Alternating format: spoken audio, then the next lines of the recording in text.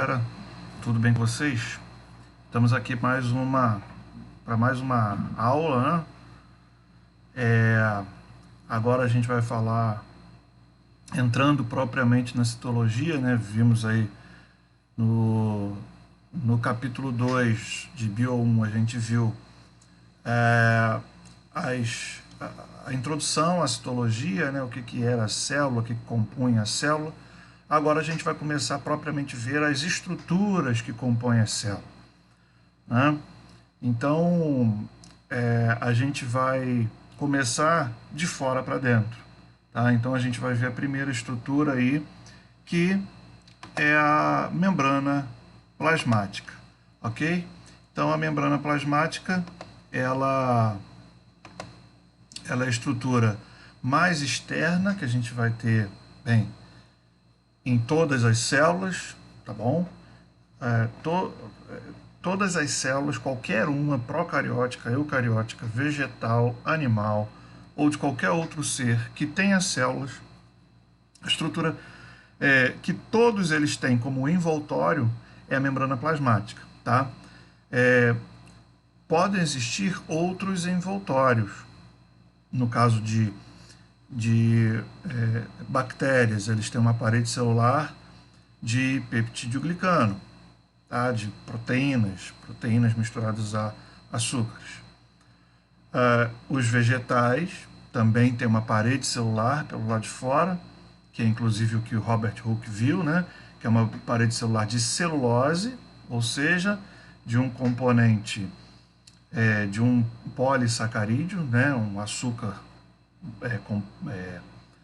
grande, né? Um açúcar estrutural de conformação grande. Nos fungos nós vamos ter paredes celulares também de quitina, que também é um outro polissacarídeo. E vamos ter outros tipos, por exemplo, em algumas algas a gente vai ter aí paredes celulares ou estruturas, né, carapaças, né, carapaças minerais, entre outras estruturas menores. Mas essas paredes são as mais conhecidas. Então, mesmo nesses organismos que têm uma parede celular externa, eles vão ter necessariamente uma membrana plasmática nos padrões dessa que a gente vai estudar, tá bom? E o que a gente vai ver nessa aula de hoje? Nós vamos ver a estrutura dessas membranas, as especializações dessas membranas, tá? E os transportes de substâncias através dessas membranas, tá bom? Bem, então as membranas plasmáticas, elas têm essa característica, elas vão individualizar a célula. Elas é que vão dar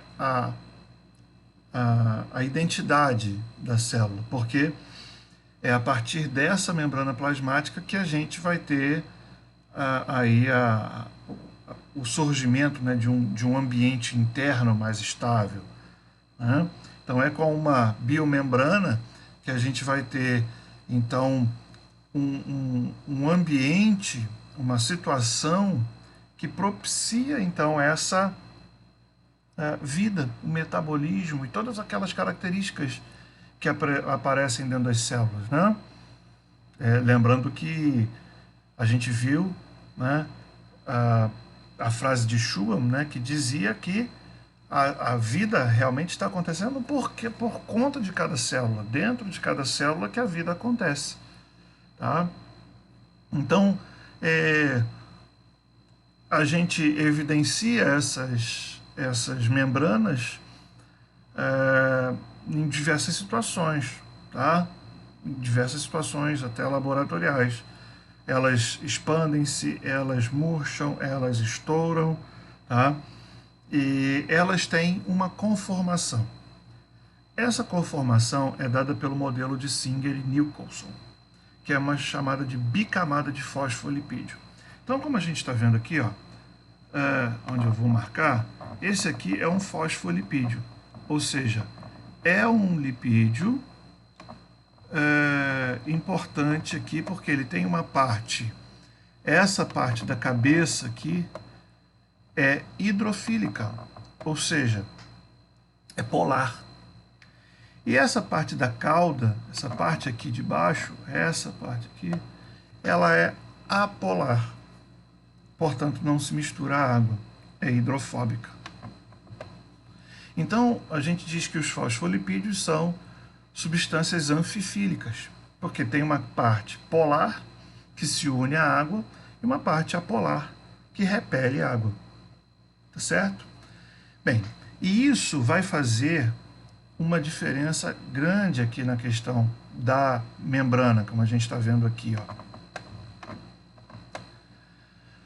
Nós vamos ter essa parte superior, isso aqui é uma membrana de células animais. Por quê? Porque tem aqui, ó, essas anteninhas, vocês estão vendo? Isso aqui chama-se glicocálix. Essas anteninhas aqui, ó, são açúcares. Bom, açúcares aqui que podem estar ligados a proteínas, formando glicoproteínas, ou podem estar aqui, ó, unidos ao próprio fosfolipídio, formando glicolipídio. Tá? O que vai acontecer é que isso só acontece em células animais. O que acontece é que essa estrutura, a água chega aqui, tá? Encosta nessa região superior. Então vamos dizer que aqui seja o meio extracelular, ou seja, o lado de fora da célula, e aqui o citoplasma, ou seja, o lado de dentro.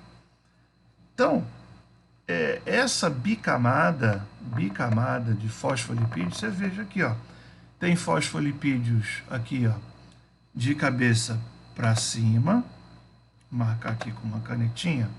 Então tem aqui, ó, fosfolipídios de cabeça para cima, tá vendo aqui? Olha. E temos aqui de cabeça para baixo, ou seja, duas camadas, né? Um assim e outro assim. Uma bicamada de fosfolipídio.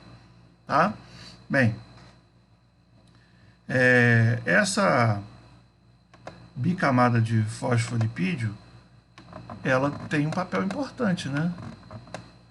Qual o papel importante que ela vai desempenhar? Impedir a saída e entrada de água simplesmente por aí. Por quê? Porque essa região hidrofóbica, essa região aqui do interior, ela repele água. Então a água chega, encosta aqui em cima, a água chega, encosta aqui embaixo, mas a água não atravessa simplesmente, tá? Formando então uma barreira.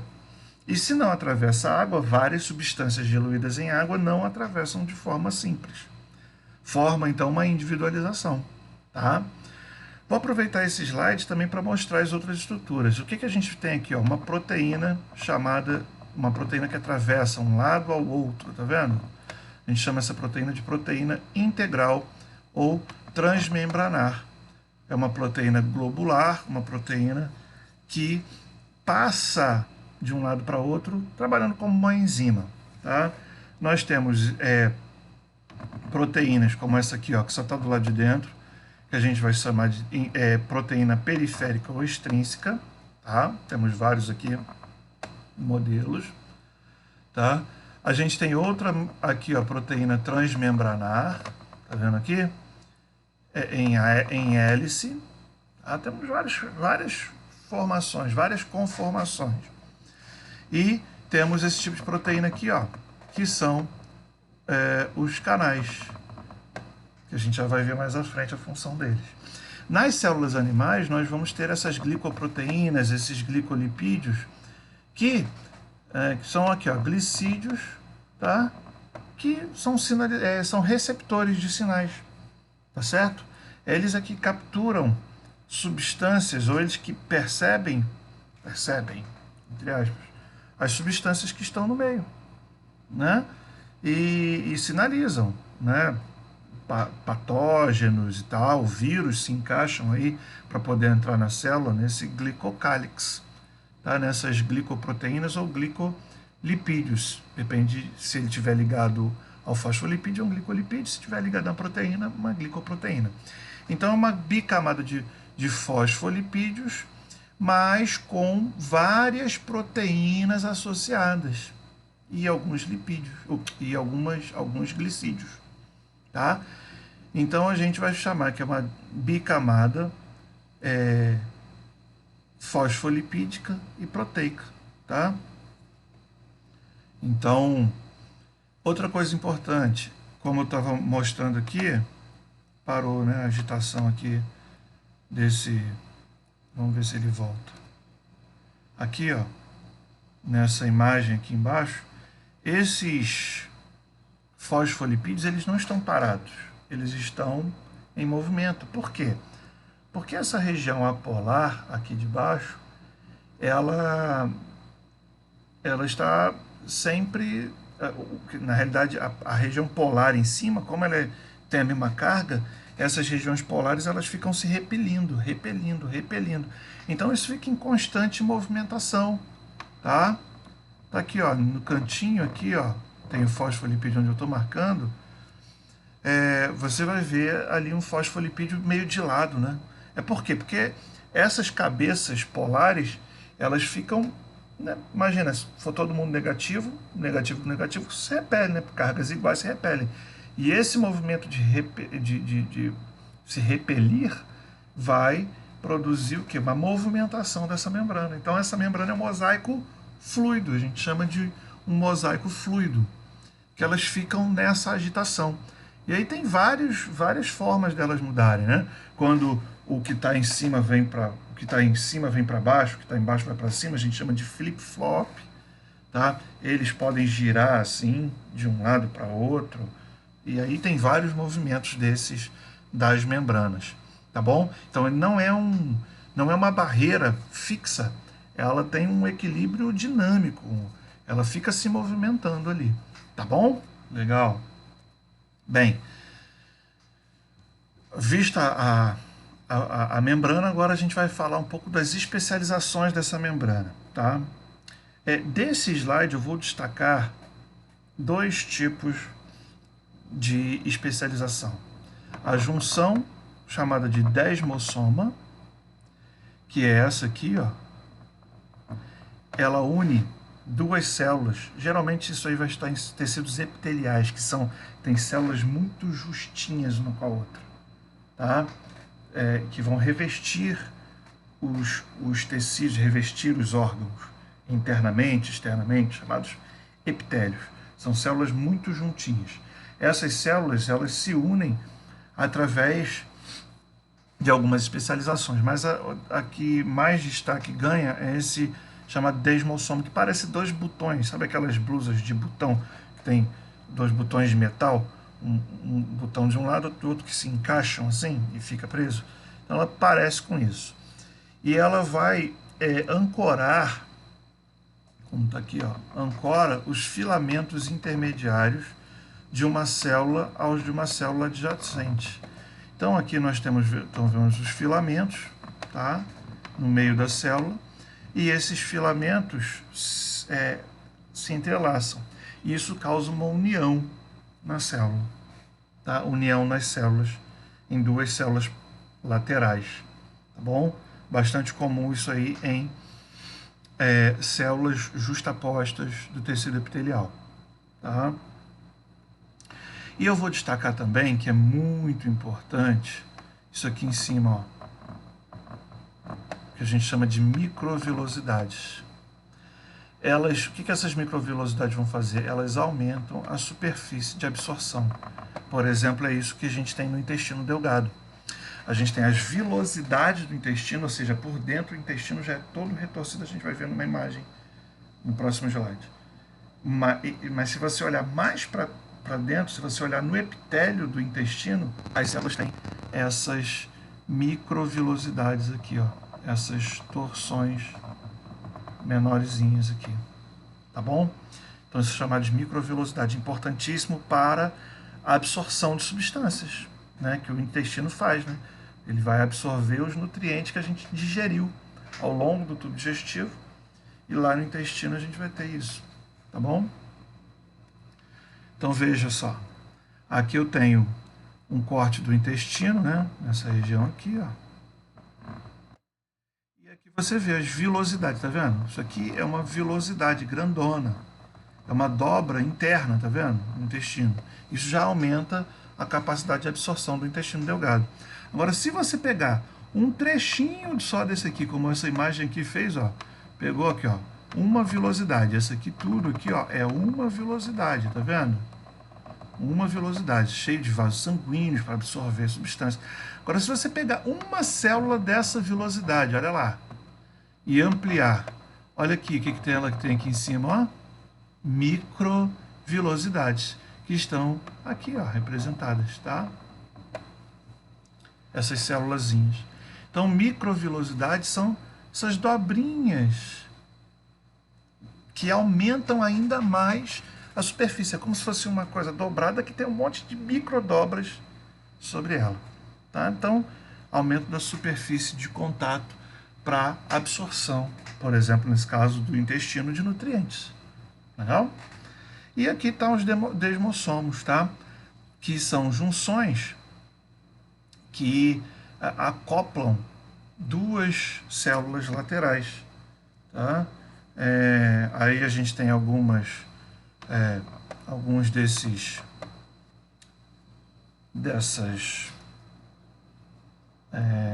filamentos, né, que eu mostrei ali. Então a gente tem alguns desses filamentos aqui, a desmogleína, democolina, né, filamentos intermediários, tá? E que vão fazer conexão e fazer com que essas células permaneçam juntas. Beleza, gente? Valeu. Bem, então vamos aos transportes. As células sempre vão trocar, né? Eu faço uma pergunta: as células conseguem sobreviver sem necessidade de substâncias que estão fora dela? Não, né? As células estão sempre precisando trocar substâncias com o meio onde elas estão. A gente chama isso de transportes através da membrana plasmática. E é isso que a gente vai ver agora. Tá? Aí tem um exemplo, né? Uma imagem aí que está mostrando aí substâncias entrando, cada uma de uma forma, e é isso que a gente vai ver agora. Tem umas que usam as proteínas integrais, lembra daquelas proteínas canais que atravessam a membrana inteira? Tá ali. Tem umas que conseguem, tem outras que não conseguem, e assim a gente vai ver. Bem, como ocorrem essas trocas? Nós temos dois tipos de transporte. O primeiro tipo de transporte a gente chama de transporte passivo. Transporte passivo. E o outro tipo a gente chama de transporte ativo. Diferença entre os dois. A principal: o passivo não gasta energia, não gasta ATP. E o ativo gasta ATP. Agora tem uma outra diferença importante. O transporte passivo sempre ocorre a favor de um gradiente. O que é isso, professor? Então está aqui, ó. Transporte aqui, ó, está mais concentrado, essa bolinha está mais concentrada do que dentro da célula, certo? Então, ela atravessa do meio mais concentrado para o menos concentrado, a favor desse gradiente. A gente chama isso de transporte passivo. É como eu chegar e pegar um perfume e abrir, né, num ambiente vazio, logo esse perfume se espalha, né, aqueles tichadores de ar, né, você tixa aqui no cantinho, logo aquele cheiro se espalha, porque ele vai da região mais concentrada para o menos concentrado. É um processo físico. A gente chama isso aí de difusão, né? O que é difusão? Quando os solutos, ou seja, aquilo que está diluído, né, o sal, o açúcar, enfim, a substância, quando esse soluto ele vai do meio mais concentrado para o menos concentrado. Então, o soluto, quando ele faz esse caminho, a gente chama isso de difusão. E aí nós vamos ver dois tipos de difusão nos próximos slides. Quando é a água, ou seja, quando é o solvente, que o solvente principal, né, das nossas células é a água, ela já vai fazer isso. Também é um processo passivo, mas ela faz no movimento contrário. Ou seja, do meio menos concentrado, a água vai do menos para o mais concentrado. A gente chama isso de osmose. Essa palavra osmose é bem conhecida, né? Mas osmose é isso, é o transporte, a passagem de água do meio onde a solução está menos concentrada para o meio onde a solução está mais concentrada. Beleza? E isso está representado aqui nos transportes passivos. Lembra? Todos esses dois, tanto as difusões quanto a osmose, são processos que não gastam energia e ocorrem a favor de um gradiente. E a gente vai ter, então, o transporte ativo, que ele ocorre como? Com gasto de energia. Gasta-se ATP para que ele ocorra. E ele faz um processo exatamente o contrário. Ele vai transportar a substância do meio menos concentrado para o meio mais concentrado, mas mantendo isso. Por exemplo, aqui, ó, nós temos esse quadradinho deitado, né, como se fosse um losango. Ele está pouco concentrado aqui fora. Ele está muito concentrado aqui dentro.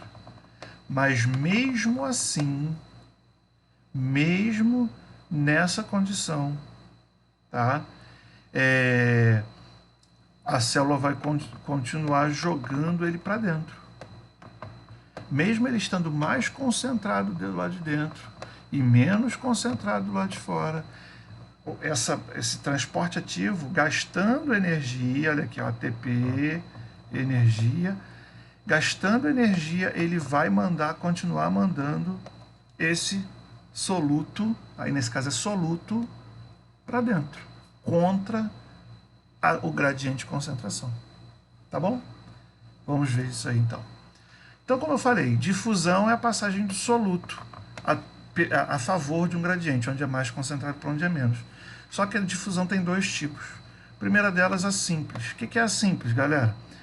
Os gases, moléculas hidrofóbicas, como é o caso do benzeno, e moléculas pequenas, apolares, tá? Como é o caso do etanol. A água tem uma particularidadezinha.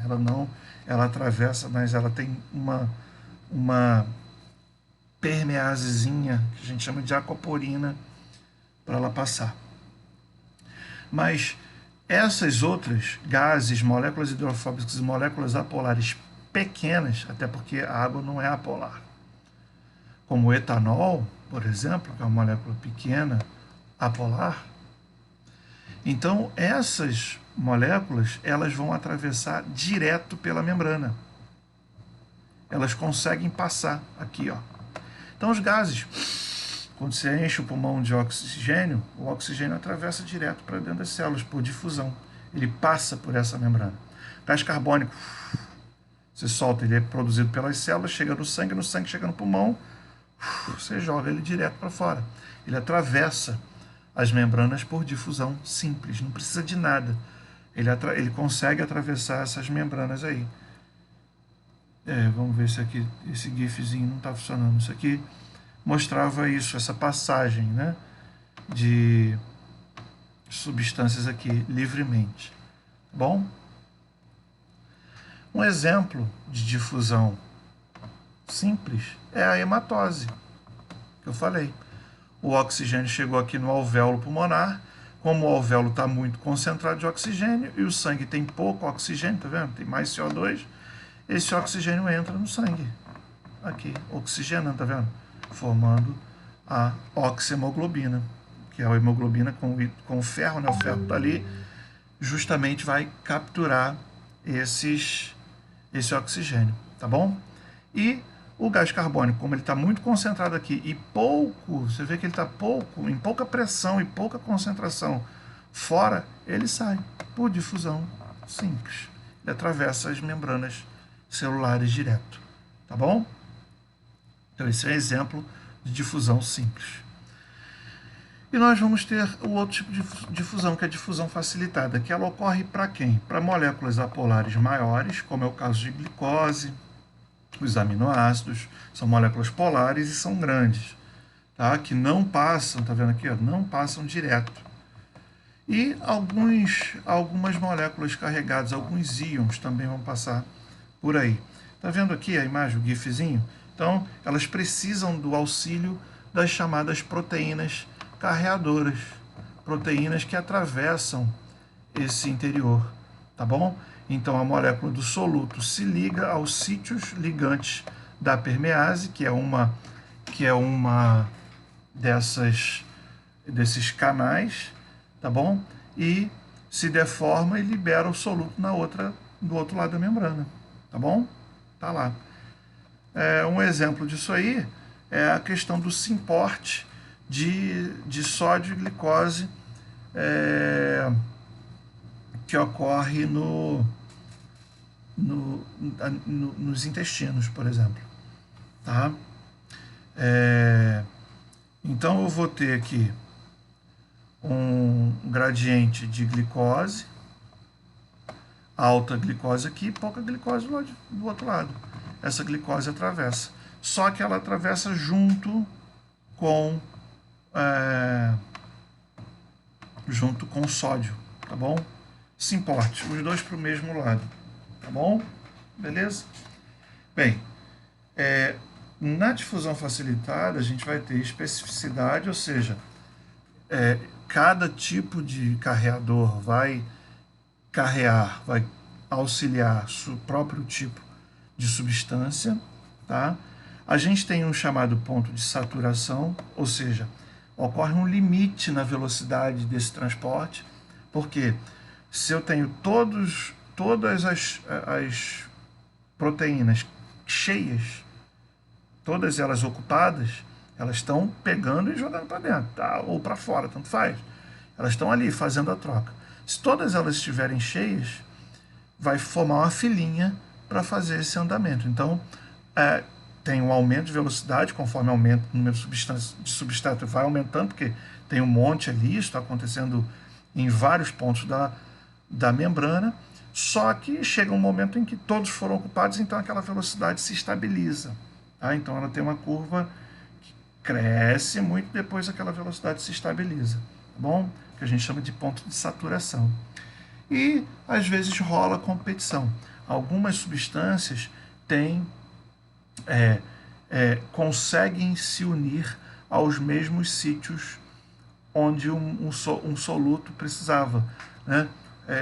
Um substrato precisaria se encaixar, tá bom? E aí, competindo, bloqueia, sobrando soluto, acumulando soluto e impedindo a passagem desse soluto, enfim, isso aí alterando o metabolismo celular, tá bom? Bem, e a osmose? É um outro tipo de transporte passivo, ou seja, sem gasto de energia, só que é o transporte da água, tá? O que acontece no caso da água? A água, do meio onde está mais concentrado, ela tem uma tendência a ir lá para tentar resguardar, para tentar igualar essas concentrações, tá bom? Então, sempre que uma situação está cheia de sais, a água vai tentar ocupar aquele espaço. Só para dar o exemplo, o saleiro, que eu boto aqui o caso do saleiro. Né? O que é o caso do saleiro? Você pega um saleiro, limpa ele, tira o sal, né? Limpa ele, deixa ele bem limpo, sequinho. Você bota sal ali dentro e deixa ele exposto. Daqui a um tempo aparece água. Né? Aí fica aquele negócio difícil, o aluno tá tirando, né? Tentando tirar o sal do saleiro, né? Dificuldade, né? Bate com garfinho, né? Vai lá, bate com garfinho e tal. Tirar o sal do saleiro. Por que aquela água apareceu ali? Porque a água tem uma grande capacidade de atrair sal. Grande capacidade de atrair sal. Pelo contrário, o sal tem uma grande capacidade de atrair água. Tá bom? Então, esse sal atraindo água, a água, o vapor da água se condensa ali nos furinhos do saleiro, vapor da atmosfera mesmo, se condensa ali nos furinhos do saleiro e impede a saída. Aí o pessoal bota arroz dentro, né? Enfim, faz um monte de coisa para tentar facilitar. Tá? Mas isso é o quê? Isso é porque o sal atrai água. A gente fala que o sal tem alta pressão osmótica, alta capacidade de atrair água. Tá? Então vamos ver o caso das células aqui. Então, células colocadas em diferentes soluções. Então, nós temos que ver o conceito de soluções, tem que ver isso aí, hein? Solução hipotônica, ou seja, uma solução pouco concentrada, hipo é baixo. Quando você pega uma célula animal e coloca em uma situação de baixa concentração, por exemplo, água pura, água comum, quem está mais concentrado? Quem está mais concentrado é a célula. Então, qual é a tendência? A tendência é da água entrar na célula. A água vem de fora e entra na célula. Então, se a tendência é a água entrar na célula, o que vai acontecer? Ela vai aumentar o seu volume e, como as células animais não têm parede celular para estruturar, se isso for intenso, ela pode estourar, formando o que a gente chama de lise celular, tá? Que é a morte da célula, explode. Se for um glóbulo vermelho, a gente chama de hemólise, porque é hemácia, né, o glóbulo vermelho, hemólise, é a lise celular de uma hemácia, tá bom? É por isso que, para manter desempenho, muitos atletas de alto nível não bebem água pura durante as atividades físicas. Bebem isotônicos. Olha o isotônico aqui, ó. Vou marcar de vermelho mesmo. Olha o isotônico. Isotônico tem a mesma, iso é igual, a mesma concentração. Então a água entra e a água sai ao mesmo tempo. As concentrações estão iguais, a água fica ali. Tranquilo, sai uma molécula, entra uma. Então, o isotônico, por exemplo, para uma pessoa que está fazendo exercícios físicos, ela está perdendo água por desidratação, está suando, está transpirando. Então, está perdendo, está desidratando. Quando você joga um isotônico, ou seja, você joga um líquido que tem a mesma concentração das células, o que vai acontecer? Vai entrar água, porque o líquido tem água, vai entrar água na mesma proporção que originalmente a célula tem. Então, ele reidrata sem que essa célula acumule muita água. Porque imagina se você dá uma água pura. A água pura é solução hipotônica.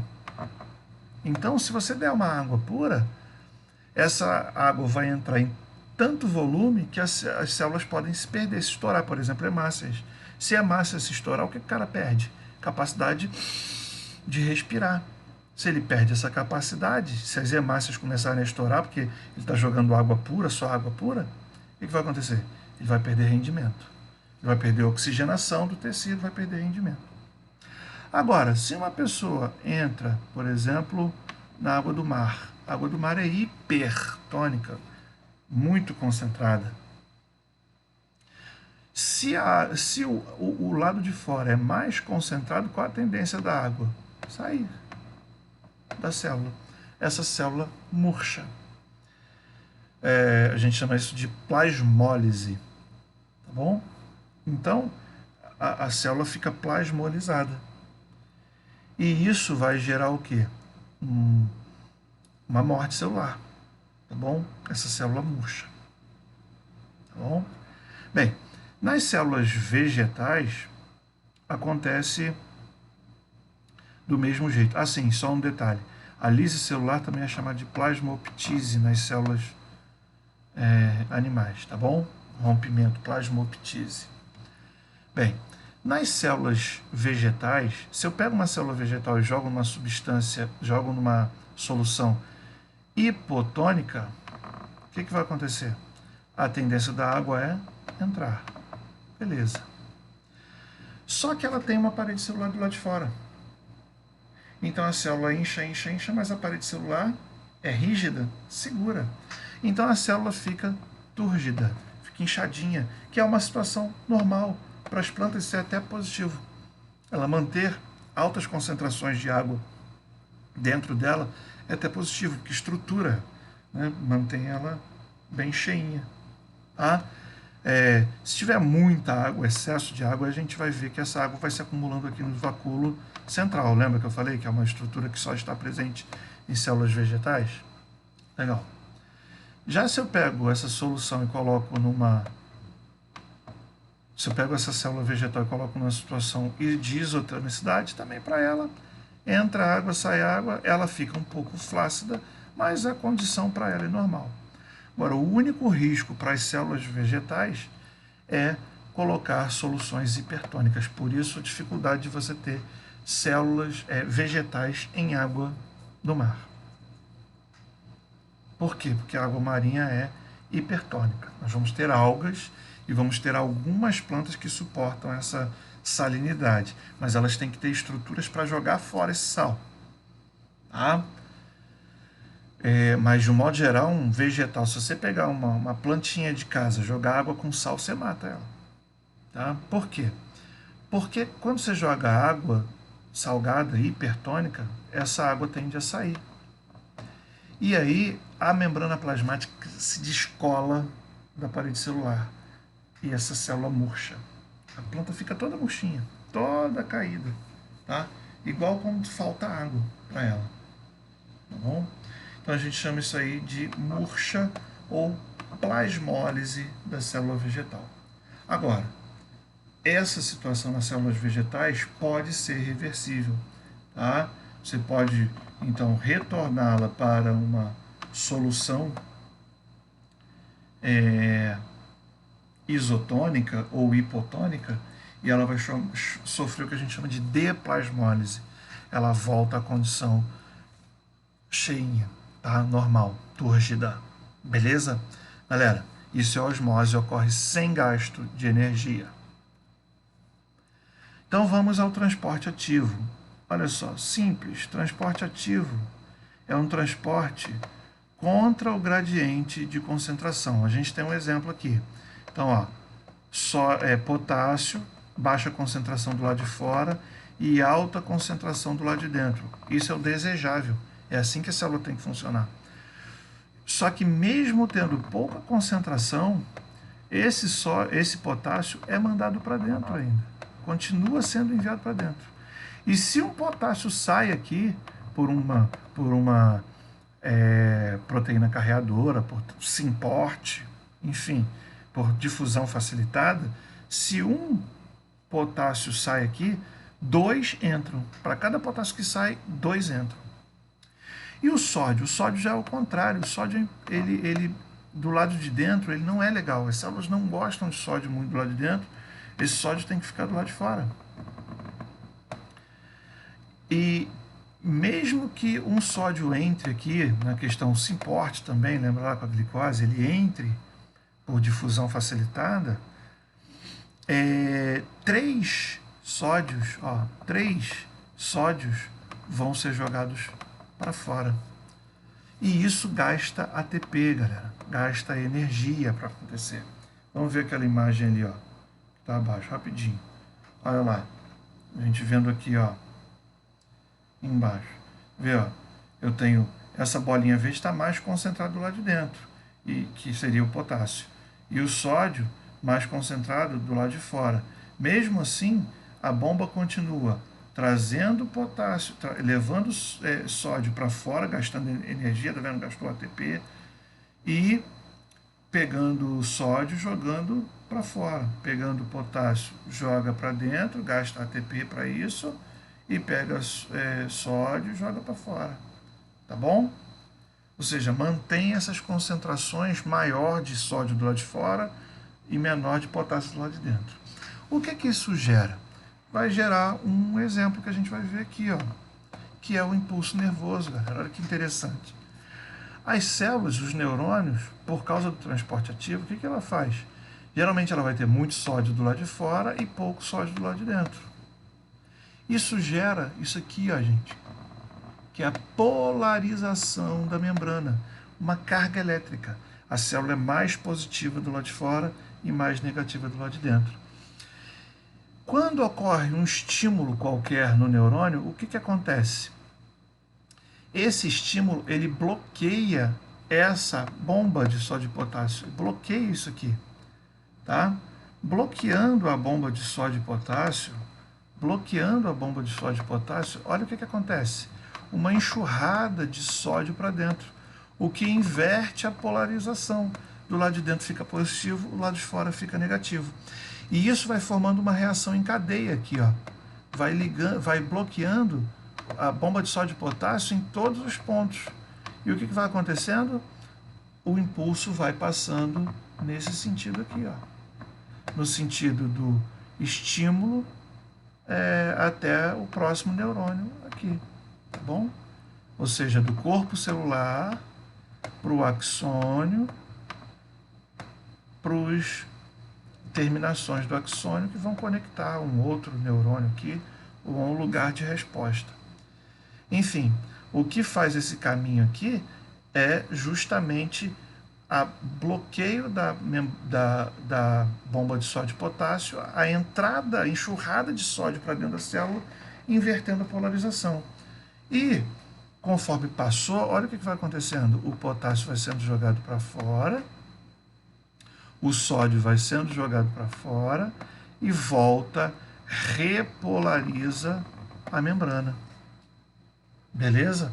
Voltando à condição inicial. Isso fica acontecendo o tempo todo, chamado impulso nervoso. Isso aí acontece porque a bomba de sódio e potássio está sempre mantendo um gradiente de concentração, uma eletricidade, e os estímulos cortam essa eletricidade, cortam essa bomba. Então, despolariza a membrana, o impulso nervoso acontece. Beleza, gente? Outros tipos de transporte são os transportes pela membrana plasmática, ou seja, a membrana ela vai fazer o transporte acontecer. É o caso da fagocitose e da pinocitose. Eles não atravessam a membrana é que traz essas substâncias para dentro. No caso da fagocitose, por exemplo, quando um micro-organismo entra na célula. Tá? O que vai acontecer? A membrana plasmática, aqui está a célula, né? Núcleo, citoplasma, membrana. A membrana plasmática vai lançar o que a gente chama de pseudópodo, uma estrutura assim, que vai lançar para fora dela. E esse pseudópodo vai capturar substâncias, partículas sólidas. Partículas sólidas. Tá bom? E aí ele ingere aqui essa partícula e vira aqui o chamado fagossomo, ou heterofagossoma. Por que hétero? Porque está capturando uma coisa do lado que não é a própria célula, que não é uma digestão de alguma coisa de dentro da própria célula, tá bom? E a pinocitose é parecida, só que não tem pseudópodo, tá bom? E é para partículas líquidas, para substâncias líquidas, como partículas de óleos, tá? Que estão na superfície de membranas, por exemplo, lá na digestão, né, no intestino, o óleo está passando ali e gotículas desse óleo entram por pinocitose. E aí, ao final, a gente vai ter uma estrutura semelhante, só que é chamada de pinossoma, heteropinossoma. Aqui está um exemplo, um glóbulo branco, que dá um macrófago, capturando, lançando pseudópodos, está vendo aqui? Né? Esse microscópio aí é qual, hein? Eletrônico de varredura, né? Que vê a superfície da coisa. Aqui tem bactérias, ele está capturando as bactérias para matar. Né? É isso aí que acontece, por exemplo, quando a gente está com uma infecção bacteriana. Né? Uma guerra aí entre glóbulos brancos e o ser que está infectando. Nesse caso aí são bactérias. Outra coisa importante são as exocitoses. A exocitose é o seguinte, nós temos dois tipos. Nós temos as secreções, que está aqui, ó, quando um produto da célula, tá vendo? Uma proteína, por exemplo, que saiu aqui do retículo endoplasmático rugoso ou granuloso, ele produz proteínas. Essas proteínas dentro da célula, as que são produzidas no retículo granuloso, elas têm que ser lançadas para fora. São proteínas que vão atuar do lado de fora da célula. Então, elas vão entrar aqui, né, pela face cis do complexo golgiense e vão ser transformadas aqui. A gente vai aprender isso mais à frente. E vão formar vesículas na face trans. Essas vesículas vão ser lançadas para o lado de fora. O nome disso é secreção. quando é uma substância produzida pela célula. Agora, nós temos outras condições de quando essa célula está lançando um resíduo metabólico. Por exemplo, ela digeriu aquela bactéria e vai jogar o resto fora. A gente chama isso de plasmocitose. Beleza, galera? Essas são as chamadas exocitoses. Todos esses movimentos gastam energia para acontecer, tá? Bem, como a gente estava vendo, a fagocitose, ela captura, né, é a captura de uma determinada partícula que vai ser digerida. Quando o resíduo aqui jogado para fora, a gente dá o nome de plasmocitose, que é a exocitose de resíduos. Bom, é importante aqui nesse processo é que os lisossomos, que é essa estrutura aqui, ó, uma bolsinha presente apenas nas células animais, lembra lá da última aula? Os animais têm essa estrutura que eles vão fazer o quê? Eles vão fazer digestão dentro da célula. Essa digestão pode ser um tipo de heterofagia, ou seja, ela digerir uma coisa que veio lá de fora, que aí pode ser por pinocitose ou por fagocitose. Pode ser um tipo de autofagia, quando ela vai digerir alguma substância que está dentro das células, uma organela que já está velha, que já... Uma renovação celular, isso é muito comum nos neurônios, né, que não se reproduzem. Então, ela vai fazer uma limpeza no interior, a gente chama isso de autofagia. E nós temos um outro processo chamado de autólise, que é a destruição das células, programada, tá? Que a gente chama de apoptose, que é uma célula, por exemplo, na formação, a apoptose é assim, quando ela é programada. Uma célula, a nossa mão, quando a gente está lá como um embrião, ela vem toda juntinha, tem umas membranas ligando. E o que vai fazendo essa membrana ser digerida aos poucos é um processo de apoptose. E também a destruição de células velhas, como é o caso das hemácias. A hemácia já ficou lá, durou seus 3 meses de vida, ela vai ser destruída. Ela vai para o fígado para sofrer autólise no fígado. Ela vai... partículas ali, né, o lisossomo vai destruir essa célula. Tá bom? Beleza, gente? Então é isso aí. Essa foi a nossa aula de hoje. Vamos fazer aí atividades, façam, tá? Que é importantíssimo para fixar esse conteúdo. Valeu, galera. Aquele abraço, hein?